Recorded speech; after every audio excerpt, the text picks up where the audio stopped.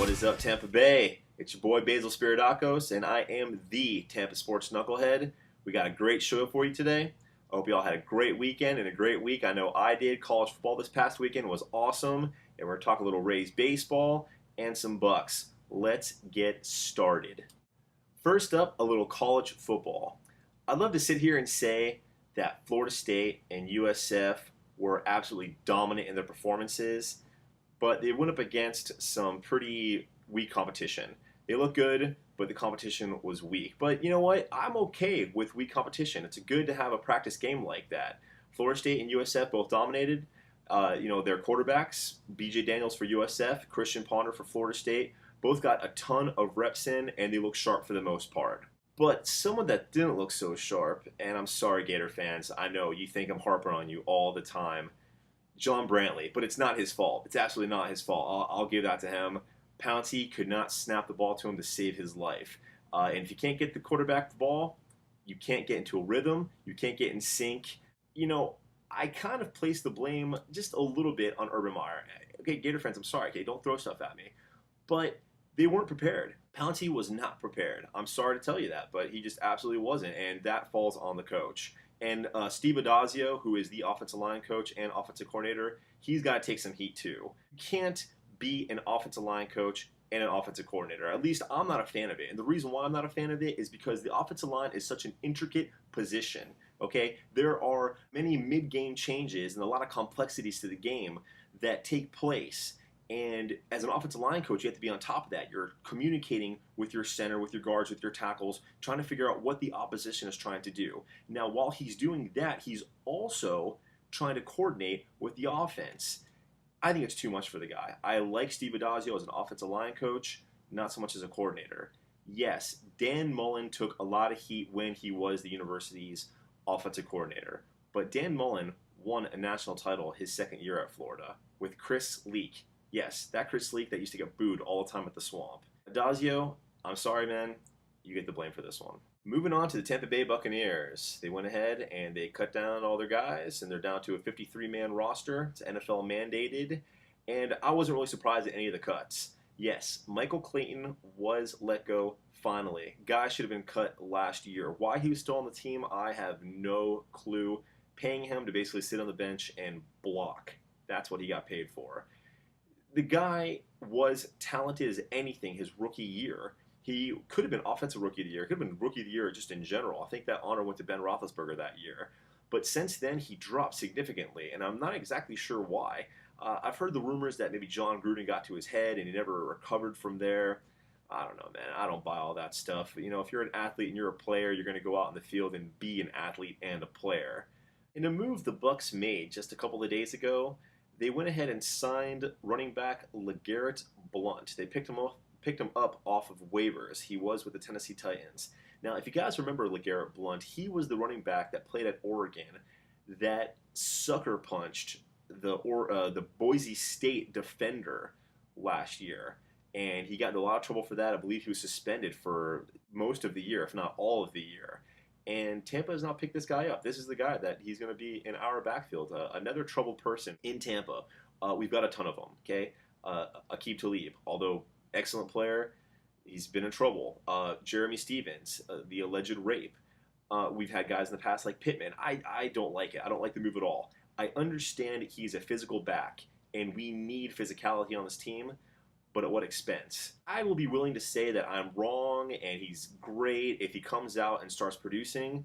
I don't see it happening. Moving on to the Rays. They lost 2 of 3 this past weekend to the Baltimore Orioles. Guys, really, I understand that since the Orioles hired Buck Showalter, they've been on a tear. They've been killing it. But you should never, ever lose to the Baltimore Orioles. At least not 2 of 3. You got to take 3 of 2 from them. And someone, please pull Jeremy Guthrie off of the Rays. Dude was absolutely lights out against them in his last start.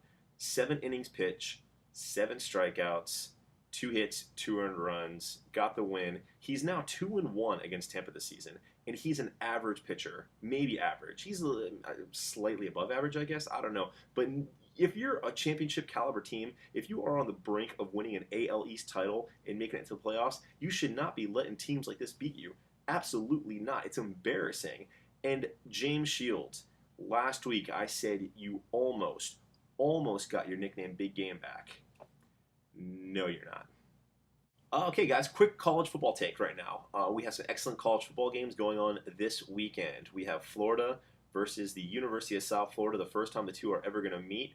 And I'm going to go ahead and give you my prediction. Now, USF, I know you're still riding high from last year's upset win at Doak Campbell Stadium against Florida State. But listen, that was by far the worst Florida State team in 30 years. I'm sorry, it's the truth. I don't see how you can keep up with Florida's athleticism. I think USF will play hard though up until halftime, and then after that, Florida's depth will probably take over. I'm gonna say 30-13 Florida. Sorry, Bulls. We also have Oklahoma versus Florida State. Now, Oklahoma has won 31 straight in Norman and is 3-0 against Florida State. Now, I just found out today that linebacker Mr. Alexander got arrested. It's not anything serious. He apparently failed to make a court appearance after being pulled over without a driver's license and got arrested for that. That's some pretty serious stuff, but it can be a distraction.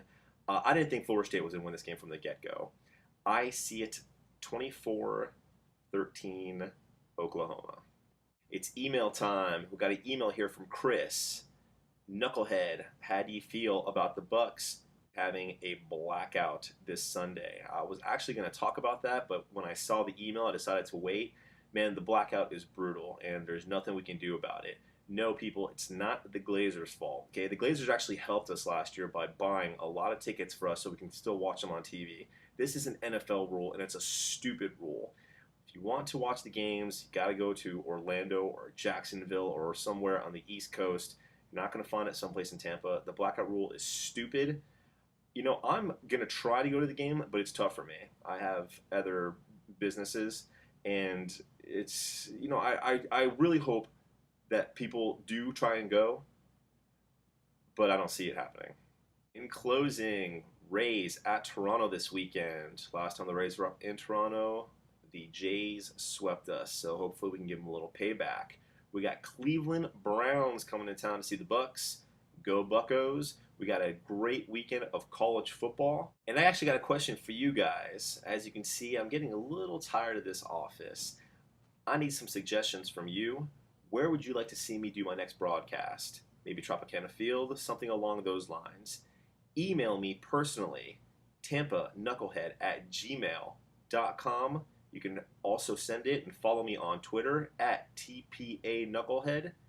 Also, go ahead and give me your questions and comments right below me in the comment section here on YouTube or on the website, WHTBmagazine.com. Follow What's Hot Tampa Bay at What's Hot T Bay. We'll see you all next week. Have an awesome weekend.